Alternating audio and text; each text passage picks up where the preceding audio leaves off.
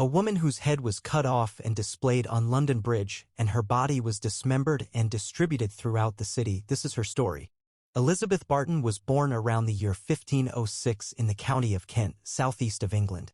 Little is known of her childhood and youth, only that she worked as a servant in the home of a farmer named Thomas Cobb, who was employed by the Archbishop of Canterbury, William Warham.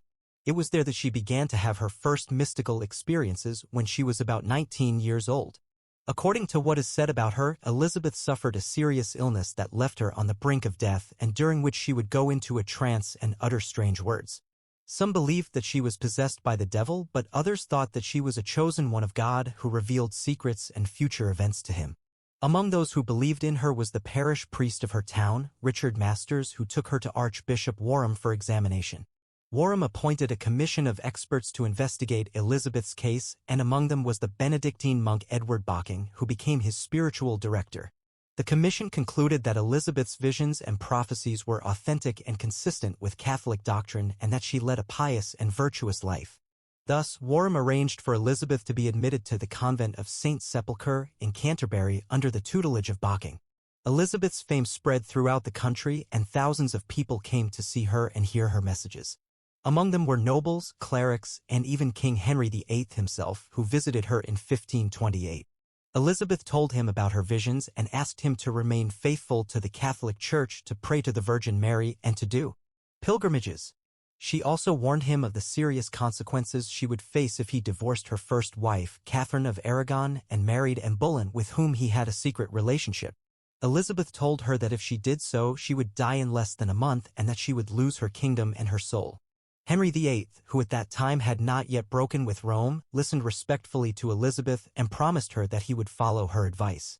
However, he soon changed his mind, and in 1533 he married Anne Boleyn after Pope Clement VII refused to annul his marriage to Catherine.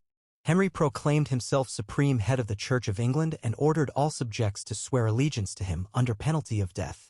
Many opposed this measure, and among them was Elizabeth Barton, who continued to prophesy against the king and his new wife, and who allied herself with other Catholics who wanted to restore papal authority. This earned him the wrath of Henry, who had Elizabeth and her followers arrested in 1533. Among them were Archbishop Warham, who died before being tried, Bishop John Fisher, who was beheaded in 1535, and Chancellor Thomas More, which suffered the same fate that same year.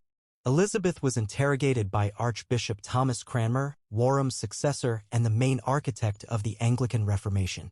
Cranmer got Elizabeth to confess that she had faked the visions of her and that she had been manipulated by Bocking and other clerics.